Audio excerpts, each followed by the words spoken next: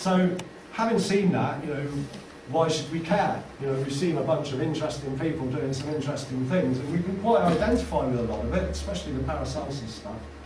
But it actually turns out that many of the fathers of modern science were actively interested in the transmutation of elements, the balancing of the inside through the external elements, the tuning of the small to the large. This includes people like Robert Boyle and especially Isaac Newton.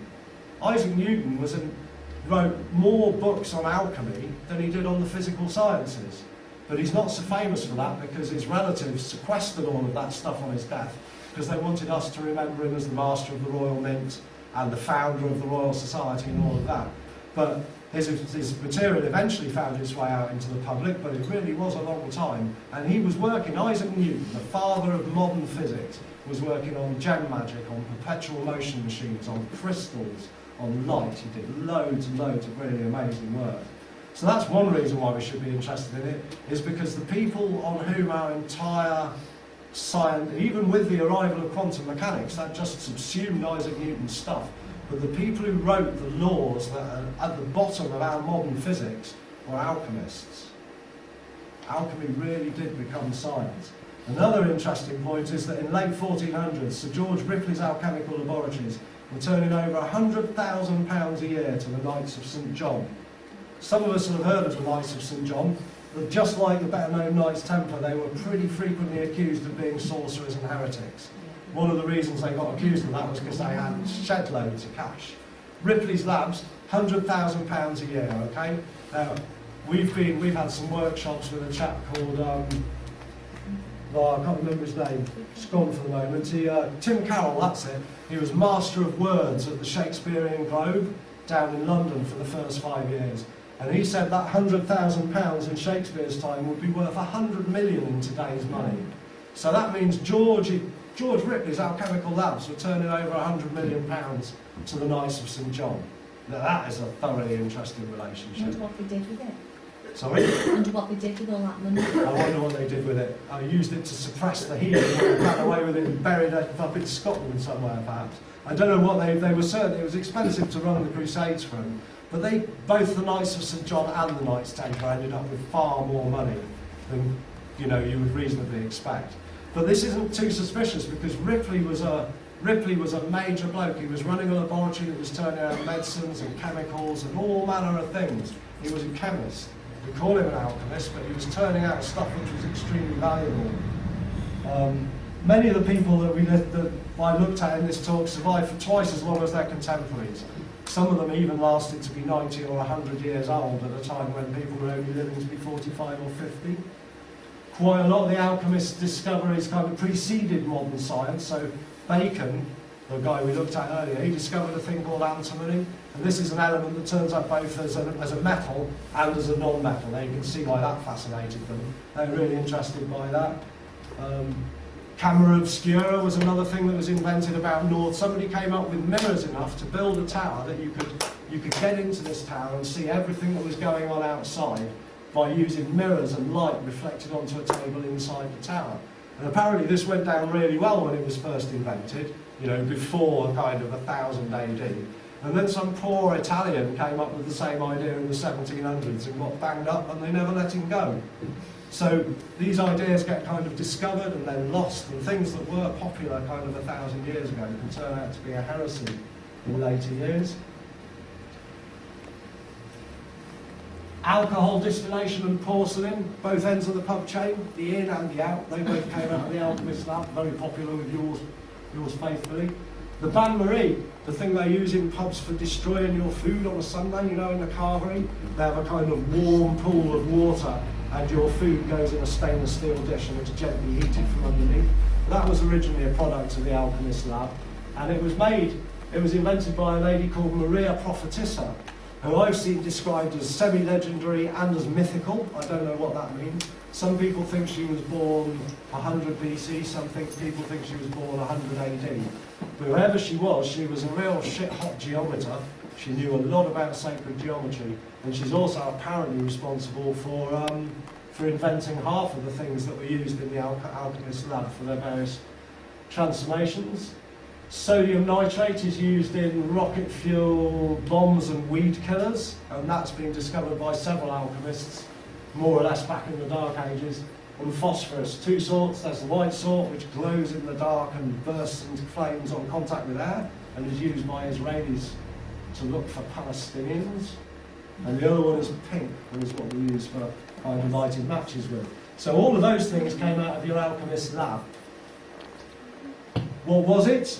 It was the art of transformation. It was part of the Hermetic arts, which are alchemy, magic and astrology. And the Hermetic arts are named after a famous character called Hermes Trismegistus, who wrote kind of 8 rules. He wrote a thing called the Emerald Tablet and the 8 rules of alchemy. And he's believed to have been a king, a priest in Old Kingdom Egypt, which takes alchemy back to about 2600 BC. That appears to have been where the writings were originally born, and they've kind of applied them to Hermes. Here's a picture of him. This is really, really beautiful mosaic, and it's on the floor of the entrance hall to a medieval cathedral in Siena. So it's the father of alchemy and the Hermetic arts. So in Siena, Italy? Italy. Yeah. And this is a real beautiful rendition of him, look, kind of holding the tablets of information and helping out people that are coming to him looking for help. And I think it's really interesting that it's on the floor of a cathedral as well. I think probably there were things going on when they were building the medieval cathedrals. There was a lot more alchemy and geometry still remembered then. And I think it's very open of these people to have put a picture of Hermes actually on their church floor. I need to be pretty acceptable in this form to your churchgoers, I guess. But here's your alchemist's rendition of Hermes. This wouldn't have gone down quite so well on the floor of the cathedral, I don't think. We've got the wings of the dying or the dead phoenix down here. We've got your character of Hermes, and he's got the symbol for the sun and the moon. He's got a pair of caduceus staffs. He's got the symbol for Mercury over his head. He's got wings on his back. You could have them on your Mercury figure, has wings anywhere. And then we've got these two interesting characters either side of him. There's one who's standing really right. He's all buttoned up and he's got his trousers all gaitered. He's got a single snake up his sword, and he's obviously prepared to fence. You can see that he's a character who sort of knows what he's doing. This one looks a lot less well prepared. He's got buboes on his arm, he's got a big furry beard, he's not so well attired. He's got your standard scared and scraggy looking phoenix on the end of his sword. And this is a symbol for the balancing of the wild and the civilized. The wild man is a really important image in alchemy. You've got, if you like, the family man who lives in the compound, gets married, has children, all of that. And then you have the wild man who lives in the woods and frightens the kids. The most important thing is that you need both of those men. And of course, one of the things that modern society is doing is it's insisting, and it applies to the women as well. You need both sorts. You need the one with kind of, the mad look in her eye who lives in a gingerbread house in the woods, and the one who actually makes the ale at home. But what this is saying is you need the balance of both of those things. Important to alchemy, as important to nearly all schools of thought, are the basic elements: earth, air, fire, water and ether. First written down in the 5th century by a guy called Empedocles. And he decided that not only were there these 4 elements, but that they were governed by strife and love. Which I think when we look out at the world today, we can see that he had a fair point. But really the point is that the whole building up and the mixing of life and the transformation of it is to do with the driving apart of things and then the mixing of them together, which is the basic point he was making. Some people say quite fairly, look, they got confused, didn't they? Because we've got hundreds of elements now, and we know that these aren't elements, but they were still describing the elemental states, which is basically solid, liquid, gas, and plasma. So they still kind of understood something about it. These are still elemental conditions. They also, of course, have the 5th element, ether, quintessence, which was the element, if you like, upon which all of these other elements were projected.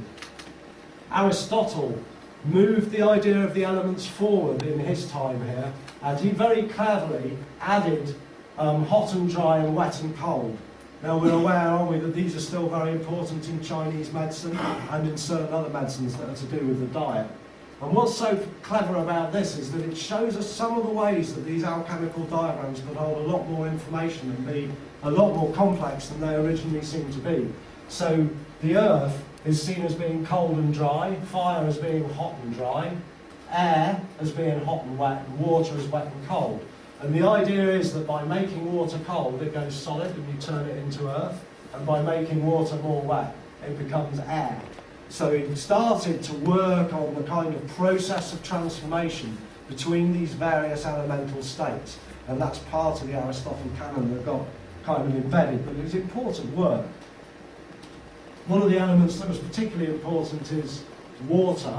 This is a picture I came across 2 or 3 times in the research for this talk, and it shows a couple of characters wringing the morning dew from a towel in order to perform the great work. There's the moon and the sun up there, and there's no mention in any of the descriptions of this picture. They don't even talk about this, whatever it is. I don't know whether it's a building or a radiance or what it is.